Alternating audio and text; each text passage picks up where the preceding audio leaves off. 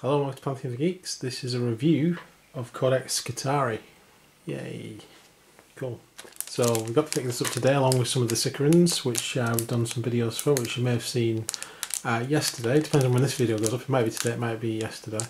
So take a look at that if you want to see the new models. But this is for the Codex and the strange cool badge we've got with it. There we go. The web exclusive badge. I think that's an Inquisition symbol. The eye certainly looks it. Yeah. If someone knows what that is, let me know.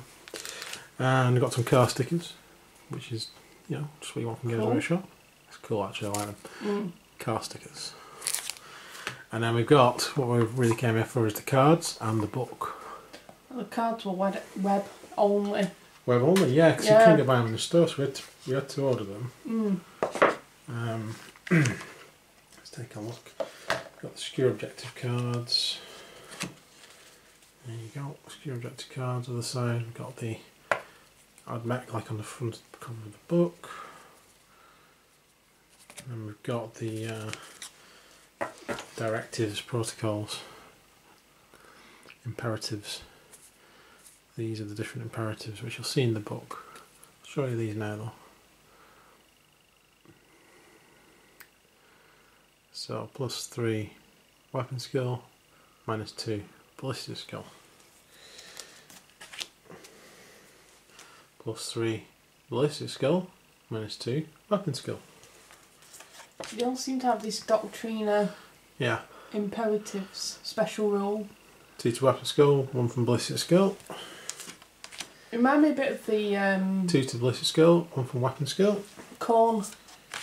You know, the Demonkin cards. Right. Because they've all got like that Doctrina imperatives where the Demonkin cards have all got Mark of Corn. Alright. That one adds 1 to the weapon skill and the next one adds 1 to the ballistic skill. So that tells you how they work. Which is that. Yeah, same sort of idea as the corn cards. Yeah. But what these do is basically, we'll get to that, but these you can use each one once per game. You don't have to roll or anything for it, you just need to activate it. So you just say I'm using this, but you can only use each one once per game. Oh right, okay. So it'll last for a turn. So you've got to be careful when you use them. Yeah, I mean if you've got a ranged army, you're going to use the ballistic skill +3 ballistic skill, -2 weapon skill straight away. But then you open yourself up to infiltrators and stuff like that getting to you. But yeah, so you're probably not going to use them all in the same battle, to be fair. And the two that stand out as the most useful with no drawbacks are the ones that just give you +1. Right. But if you've got a fully firing army, then obviously you can go ballistic skill heavy for a turn. Right, so the Skitarii book, Soldiers of the Machine Guard.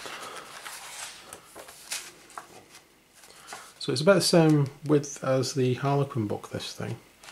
Obviously it's 20 quid, so you know, there you go. Cheaper than normal Codex. Yeah, yeah. And it just says Harley Codex to me, it's set out the same sort of way. So let's zoom out just a little bit, so you can see a bit more.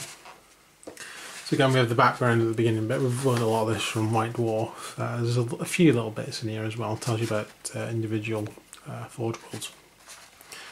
But you get the main structure there, and what I noticed about this was obviously we've got the Skitarii there, and then we've got the Myrmidons and the Legion Cybernetica, which is what Forge World are doing. So that fits in there. Audio Reductor, can't remember, are Forge World doing that or is that something else?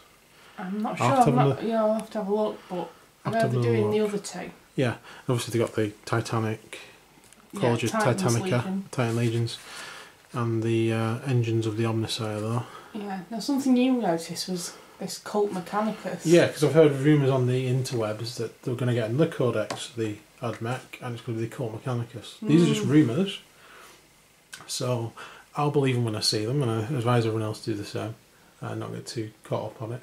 Yeah. But when you look at the front cover of this thing, it does say Codex Adeptus Mechanicus, and then Skitarii, which looks the same as the Harlequins. Codex Eldar, and it's got Harlequins on it. So it's Kind of like they're only a faction of a bigger force. Yeah. So there we go. So we've got the Skitarii thing here, which tells you bits about the war gear, and that's quite interesting. And then we got the map of the galaxy, which you get in most codexes. And where they all live. It's from the Adeptus Mechanicus point of view, with Mars being at the centre. And then Mars being the centre of the universe. And then Terra being sat next to it. And then we've got all the other things going on. We've got Space Marine chapters dotted about there. We've got the Salamanders. Just that. And Geriphone 4, which Tyranids took out, which was a Forge World there. Yay, Tyranids. She's next to the House Cadmus's homeworld. Yeah. So that's cool. I'll plot my my army from that. Skitarii War Cohorts. This tells you how they're made up. This is what all the markings mean that are on them. The War Cohort numbers and then the different Greek letters are there. Is that a Greek letter? Yeah, I think it Which one's probably that? will be. Which is a little that triangle. that one's Omega. That's Omega, yeah. That's Is that Gamma? Is that not Epsilon or is it Gamma? I'm not sure now. I thought it was Epsilon. It might be. See, I'm not from a Greek alphabet at all. That's why I'm asking. Yeah, I would say that it is a Greek letter. Yeah, that one is a Greek letter. I just can't remember which one it is. I think it's Epsilon, but I don't quote me. It's not Delta, is it? Delta this? I don't know. Ask Janeway. But that tells you what's in each maniple.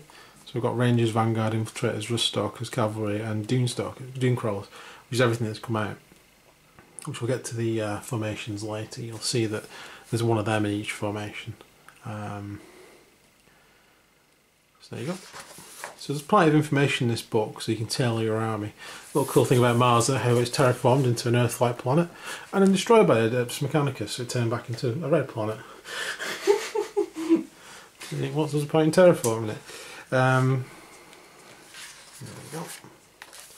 And then it gives you a little bit of information on each of the Forge worlds, like Mars, Lucius, Agrippina, Styges, Gria, Metallica, and Riser. There's a little bit of each story on each. I like Risers. That's the eternal war with the orcs almost. That's a cool one. And then we've got the timeline, March of Time. All the way through that. Some cool pictures and some cool little events going on in there. The War of the Golden Cog kind of stood out to me. Fabricator General of Mars claims ownership of the riches of the Fortress of the Soulless, lair of the Calexis Temple. A disastrous civil war between Mars and Terra is averted by a sniper's bullet, but the artifact known as the Golden Cog is left in the hands of the Skitarii. There you go. And then we've got the different models that have been released over the last couple of weeks. And a little bit more blurb about them. I think some of it's the same that's been in White Dwarf. Some of it's a bit different. And then we've got the colours of Mars, obviously the colour scheme for painting Mars. If you want to paint red, there you go, that's cool. If you don't, there's different colours you can use. There's Lucius, which is sort of a corn red, so, and black. And like a cream colour. Got a cream colour and a gold on there. From where I'm sat, it looks like a flesh colour. It's a very flesh colour, isn't it? Yeah. Then we've got a Agrippina, which is black and red again, just in different places. The vehicle's very similar, the black. And then we've got Styges 8. And that's black and red again, different colours. And more red over here. Different. They're all theme on red and black, really. Apart from the last two, which are my favourite two, actually. Yeah. Which is Metallica, which is in red. Sorry, it's in red in the background, yeah, but it's white overall with the red colours on the front. I like that. That's cool.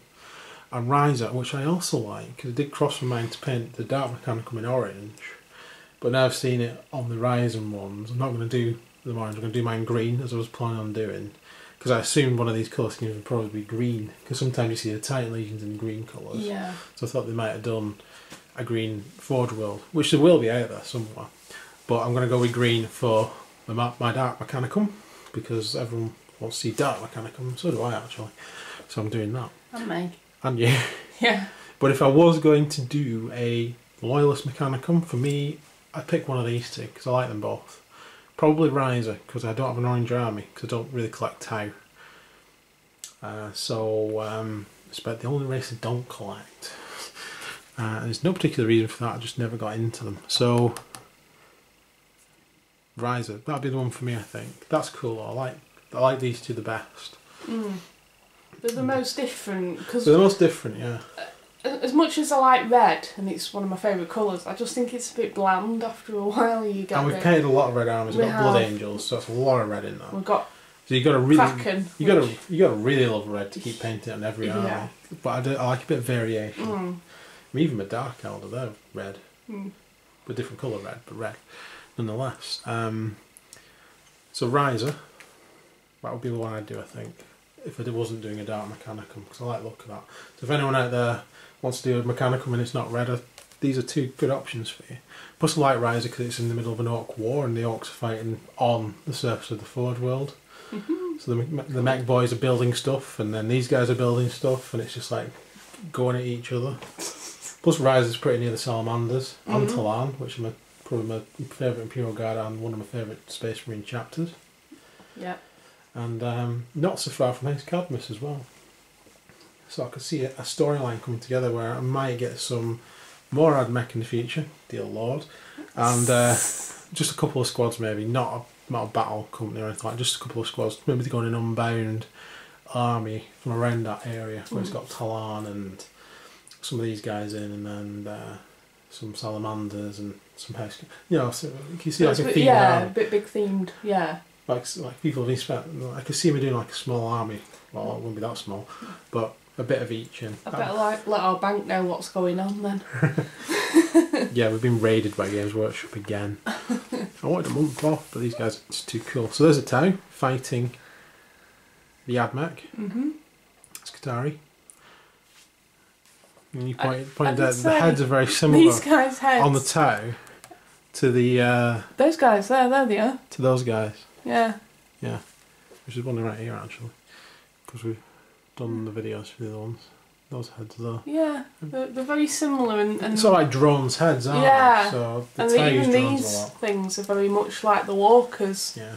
You know, the new crab-like walkers, these things. I wonder if I can incorporate something to my Dark Mech, because my Dark Mech won't be following the principles of the Mechanicum, so they'll be incorporating like alien technology and everything else. Quite happy to modify things. The Dark Mech. They don't follow the rules. Why should they? The Dark Mech. There's demons in there and everything. So, Legions of the Omnisire. There you go. Some cool pictures. And there's Metallica. It's a nice colour scheme. I like It that. is a good colour scheme. Stark. And then we have some heavy metal.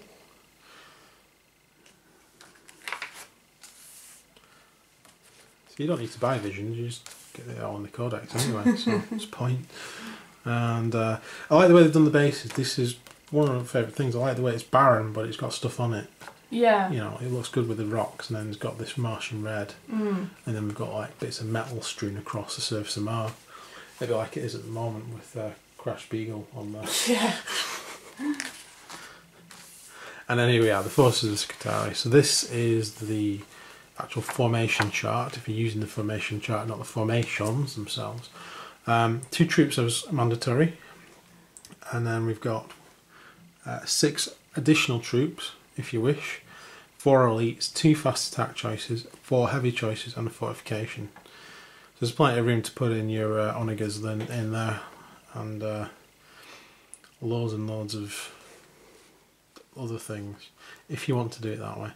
They get the command benefits, which obviously allow you to re-roll the warlord trait, and you also get to give your warlord preferred enemy as well. In addition to that, and you get tireless advance, which is giving them Crusader and Scout special rules, and but they can't use outflank if they're using that. They can use other things like infiltrate if it's a mission rule. Cool. So that's the standard 40k thing. organisation chart thing. Thing. There's the war gear list, which most of it's appeared in White Dwarf, so I won't spend too long on that. I'll go through the relics when we get to them. And there's Skitarii Vanguard, again, been in White Dwarf. Rust Stalkers, last week. All been in White Dwarf, so I won't dwell. The Onagers, they've come out this week in White Dwarfs. You might not have seen them, they're 90 points each. Cool donkey bots, I like them.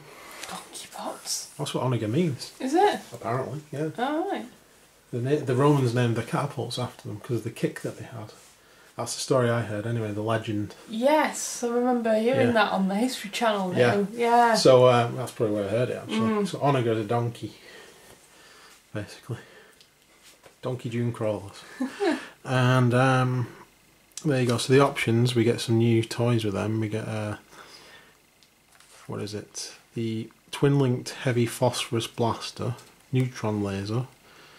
We get an Icarus array in there, and also it comes with an eradication beamer.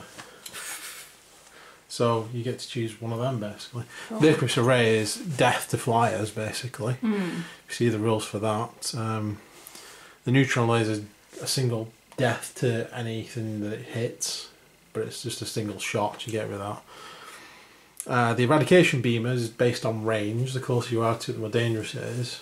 And then obviously you get the heavy phosphor blaster, which illuminates everything it hits. And it's like a marine killer really, I'd put it down to that. Space marine killer. That's strength 6 AP3 I think, from memory.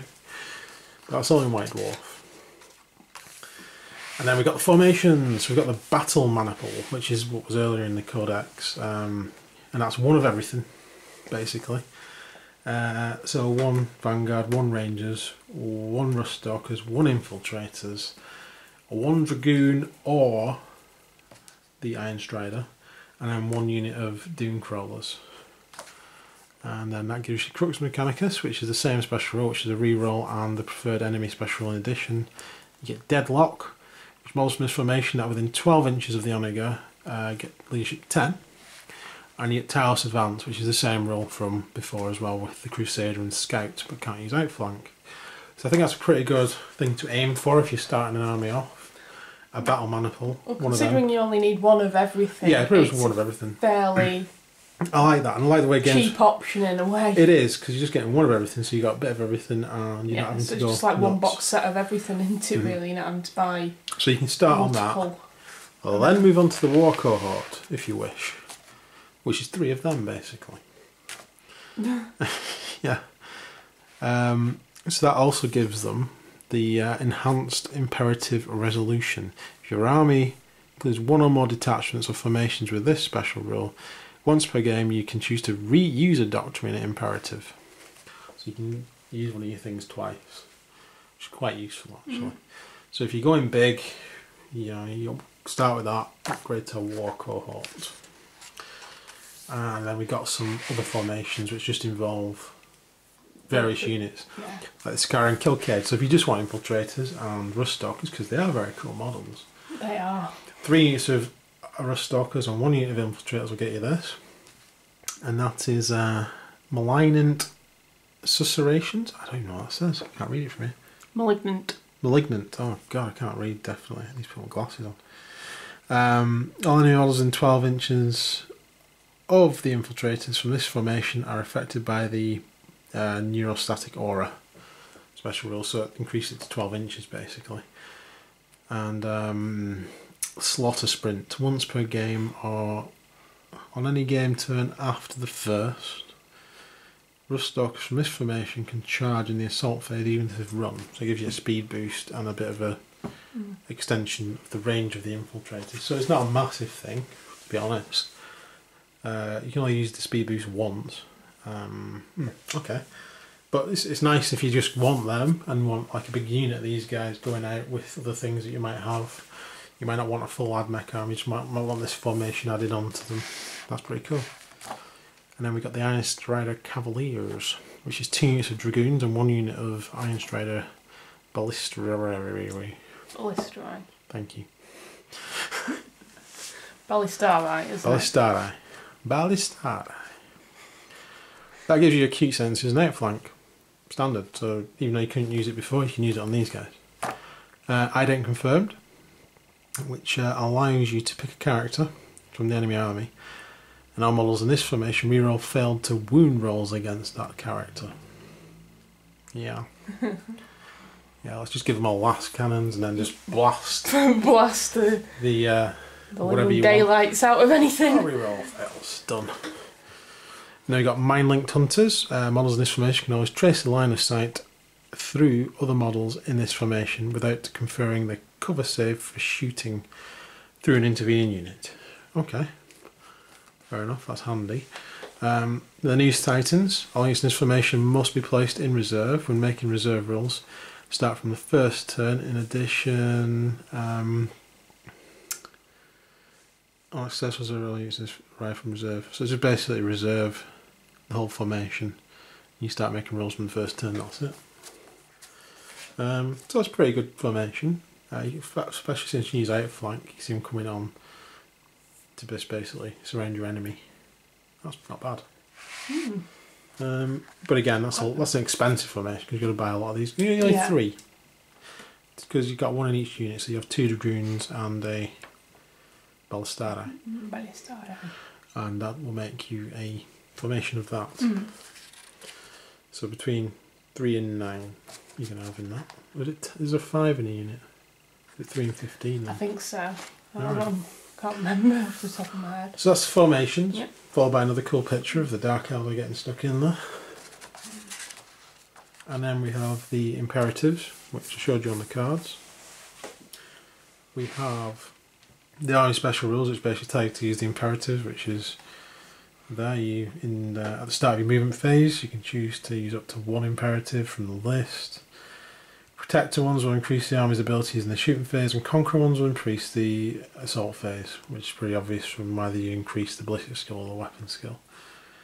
As otherwise stated, each doctrinal imperative can only be used once during the game. End of. We've got the Junesteiner special rule, which we know about from White Dwarf, and the Allies Matrix, which just says that they are considered an Imperial army for allying with other people. And then we've got the Warlord's traits, which is here. So that gives you Eternal Warrior for a 1. You get to nominate a mastercrafted weapon, which can't be applied to relics, for 2. Feel No Pain rerolls for 3. A 4 gives you the Shrouded special rule. 5 gives your ward and all friendly units within 12 inches a reroll to failed morale checks. And a 6 gives you Emotionless Clarity.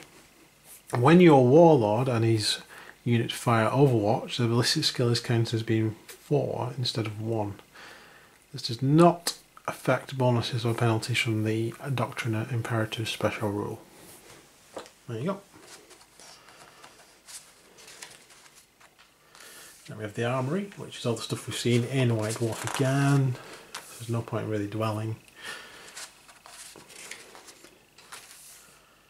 And special issue war gear, there it is.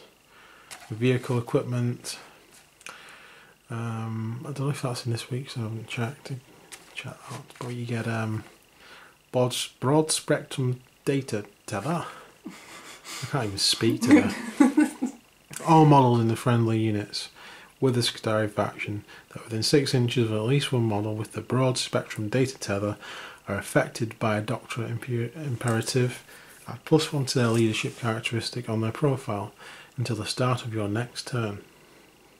Right, so it's just like a data tether you can give to the units, which I've just given them on my specs instead.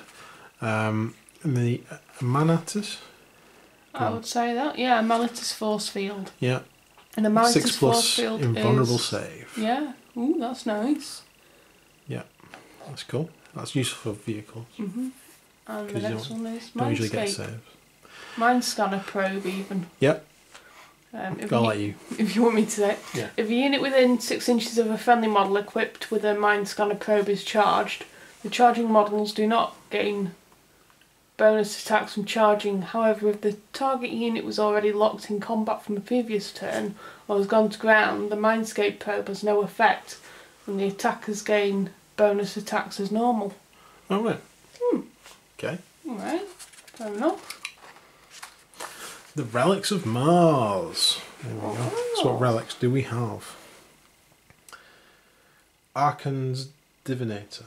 Is that Arkan the Black? What? Arkan wants his Divinator back, please. Yeah. I thought he was dead. I thought he went up with the Warhammer world. No, Obviously he ended up in Mars. He ended up on Mars. That's interesting. Mm. Does that mean that Nagash is actually the Omnisaur? Yeah. Ah, that would make sense. Okay, so if the bearer of Arkan's Divinator or any model in the bearer's unit identifies a mysterious objective or deploys or moves into a piece of mysterious terrain, you can choose to reroll the result. Well, fair enough. That's useful.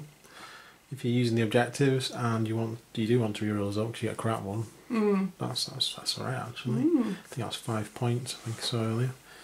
So you've got 5 points spare, yeah, take it. The Omniscient Mask? Omniscient Mask? Omniscient Yeah. Mask, yeah. Okay. Bearer of the Omniscient Mask has the Zealot special rule. Fair enough. Pateradium, That's Latin. which means Pater. Is that father? Father Radium. I'm not sure. Is it? Cool. If the bearer of the Pateradium is locked in combat with one or more enemy units at the end of the initiative step 1, each of these enemy units must take a toughness test. The toughness test is the majority of the unit, or in the highest in case of a tie. If the test is failed, the unit takes d6 randomly allocated wounds with no armour saves allowed. Alright, that's cool. I can see a use for that if you can get some minuses to the enemy's toughness thrown in there as well. I think that'd be quite useful. We've got a phase taser.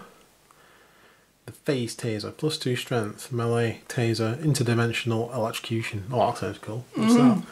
Interdimensional electrocution. Any model that suffers one or more unsaved wounds from a weapon that has this special rule must immediately pass an initiative test or be removed as a casualty. There you go.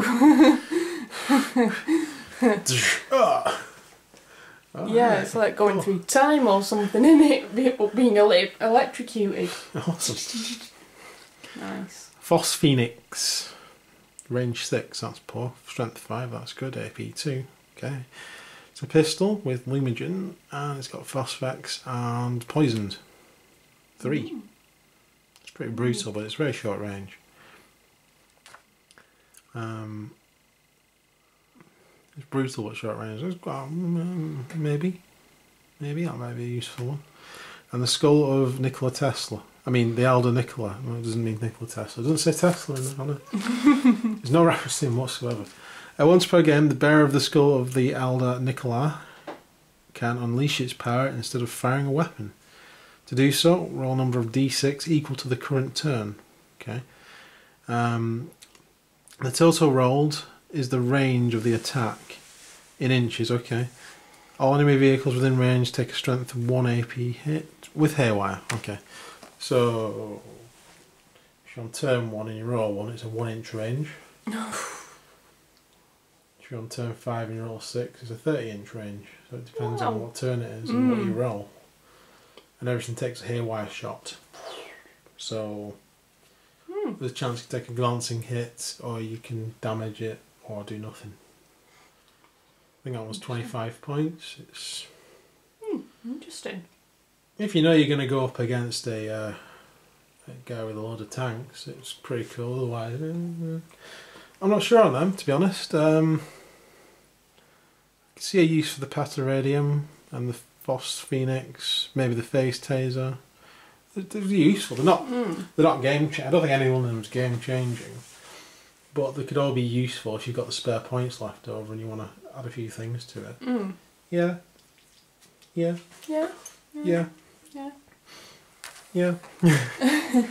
Okay, so moving on. Tactical objectives, which we've been through, and the end of the book. Cool. So there we go. That is, in short, the Codex Skitarii. Opinions?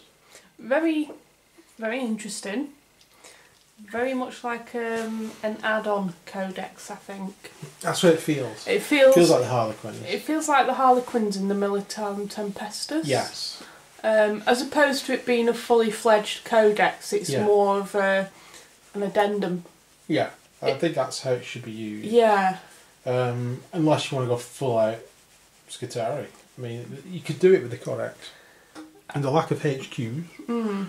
But then your characters in your units have to step up. And yeah, I think it's really for a smaller force.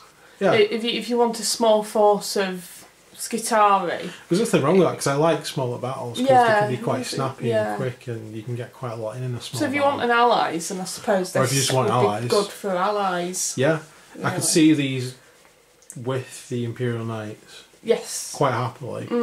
In fact, I might do a separate squad, just a couple of squads or something, of Riser, just to go with my House Cadmus. House Cadmus, yeah. Because I could see that if there's a battle zone on Riser, House Cadmus is looking for a reason to fight. A reason to get more supplies from the Depths Mechanicus, because they've split with them. Yeah. Riser is the perfect place to send some guys to get some just stuff to help off them. and get stuff. Yeah, basically. It's political. Yeah. Political fight. I could see that. And the Salamander's getting involved, and I could paint my tanks in Talon colours. Yeah. I quite like the idea of that. But for the Dark Mechanicum, yeah. I could see an army of Dark Mechanicum as well, with Dark Knights around them. Everything with dark in front of it, just so you know it's dark and evil and cool. Because it is. Yeah. Yeah. Yeah. It's a bit more interesting than the white side, isn't it? Than the goody two shoes. Someone put a comment onto the dark side get all the best toys. What they do? Yeah, definitely. Yeah. So we're going dark. Yeah, they're a bit too clean. These guys. They're a bit too nice and clean with the red robes and the. So I might end up running my Dark Mechanicum as an unbound army and just throwing stuff in there, demons in there, and everything else. Tau. Yeah. Demons and Tau. Because we don't really like the Tau that much because we don't collect them. Well, it's not that I don't like the Tau. Don't get me wrong. I think they're boring. You think they're boring? I like the Croots. No. No, you don't like the Tau. No, don't really interest me. I think that's what it is. I mean, there's a lot of people out there that do like Tau, and yeah, great. There's good things to be said about the models, but I've personally never caught my. No, they don't really attention. catch. Just like I was hoping the imagination. Mechanicus wouldn't catch my attention, but unfortunately they did. They did. It's like, no. But it was my fault. That was your fault. It was my fault. You pointed at the rust stalkers and I just thought, no, I've got to get them.